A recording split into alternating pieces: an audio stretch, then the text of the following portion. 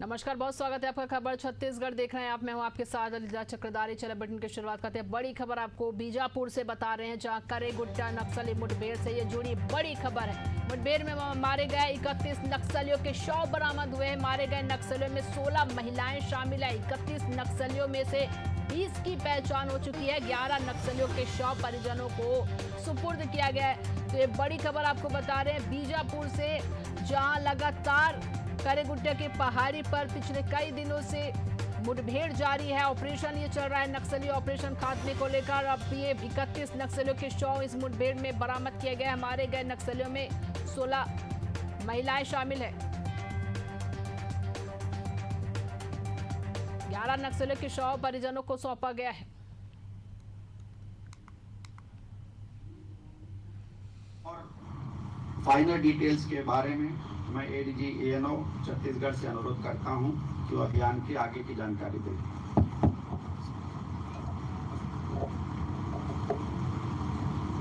धन्यवाद सर। माओवाद विरोधी अभियानों में सफलता हेतु आसूचना, इंटेलिजेंस, त्वरित कार्रवाई, समन्वय, कोऑर्डिनेशन एवं आपसी सहयोग, कोऑपरेशन अत्यंत महत्वपूर्ण होता है। करेगुट्टा पहाड़ी पर संचालित अभियान में विभिन्न से प्राप्त टेक्निकल, ह्यूमन एवं इनपुट के कलेक्शन, कोलेशन एवं विश्लेषण के लिए एक मल्टी एजेंसी विशेष दल का गठन किया गया था, जिसके द्वारा प्राप्त आसूचनाओं के आधार पर ऑपरेशन की विस्तृत योजना बनाई गई एवं तदनुसार तैनात बलों की संख्या के संबंध में निर्धारण एवं उनका लगातार मोबिलाइजेशन एवं निर्धारित समयावधि में रिप्लेसमेंट किया गया। आसूचनाओं का 24/7 एनालिसिस की जाकर ऑपरेशन सूचनाओं में मात्र माओवादी अपितु वहां के टेरेन, टोपोग्राफी, क्षेत्र के ग्रामों में माओवादियों के मददगार लोगों, हॉस्टिलिटी ऑफ पॉपुलेशन, पहाड़ी पर चढ़ने एवं उतरने के रास्तों, एंट्री एवं एग्जिट रूट एवं सुरक्षा बलों की वापसी के रास्तों पर बड़ी संख्या में लगाए गए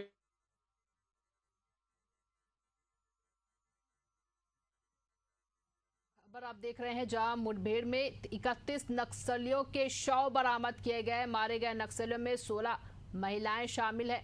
बता दें, ऑपरेशन करेगुट्टा की सफलता पर प्रेस कॉन्फ्रेंस की जा रही है और जानकारी दी जा रही है इस मुठभेड़ को लेकर, जो कि लगातार नक्सल ऑपरेशन के खिलाफ ये ऑपरेशन चलाई जा रही है। नक्सलियों के खिलाफ नक्सल ऑपरेशन चलाई जा रही है। ऑपरेशन करेगुट्टा की सफलता को लेकर प्रेस कॉन्फ्रेंस कर यह जानकारी दी जा रही है। 31 नक्सलियों के शव बरामद हुए, जिनमें 16 महिलाएं शामिल हैं। ऑपरेशन करेगुट्टा की सफलता पर ये जानकारी, ये तस्वीरें देखिए आप, जहां 31 नक्सलियों के शव बरामद किए गए। मारे गए नक्सलियों में 16 महिलाएं भी इसमें शामिल है। 11 नक्सलियों के शव परिजनों को सुपुर्द किया गया। सभी नक्सलियों की पहचान की जा चुकी है। और बता दें, लगातार नक्सलवाद खात्मे को लेकर यह अभियान चलाया जा रहा है और कई दिनों से हमारे जवान जो है नक्सलियों के खिलाफ ये ऑपरेशन चला रहे हैं उन पहाड़ियों पर। और करेगुट्टा के पहाड़ है जहां पर लगातार नक्सलियों और जवानों के बीच मुठभेड़ हो रही है और इसमें नक्सलियों के खात्मे को लेकर यह अभियान चलाया जा रहा है। ये बड़ी सफलता जवानों के हाथ लगी है। 16 महिलाएं इस नक्सलियों में शामिल हैं, मारे गए नक्सलियों में, और इसको लेकर ही प्रेस कॉन्फ्रेंस की जा रही है और इसकी जानकारी दी जा रही कि कैसे इन नक्सलियों का खात्मा किया गया। 32 नक्सलियों के शव बरामद हुए हैं और ये बड़ी सफलता ऑपरेशन करेगुट्टा में।